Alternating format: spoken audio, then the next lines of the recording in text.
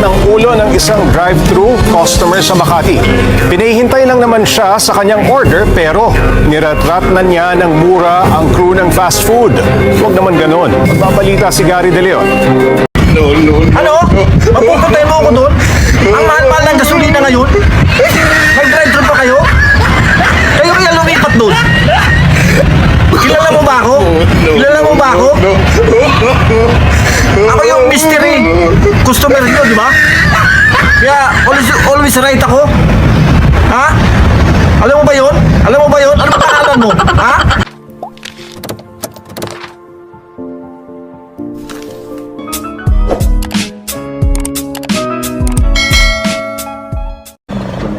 Good morning, may take your order, please. Hi, good morning po.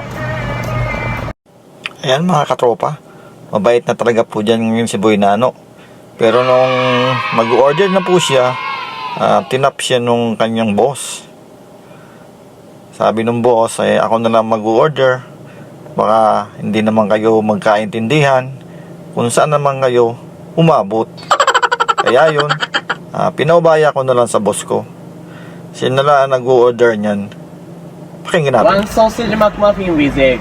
With hash brown? Yes, 152. And then Sorry, sausage, drink? Coke. Okay. And then rice ball, sausage with egg. Okay. With hash brown? Yes, 161. Drink, sir. Coke please. Sorry? Coke. Coke? Yes. Okay. Anything else, sir? That's all. Thank you. I thank you. At yun nga po mga katropa, natapos na ang orderan. Kaya po sa mga katropa ko, huwag po tayo maging high blood parati sa ating mga nakakausap. Maging magalang din po tayo kahit na po sila ay mga service crew po lamang. Kaya po mga katropa, relax lang po tayo.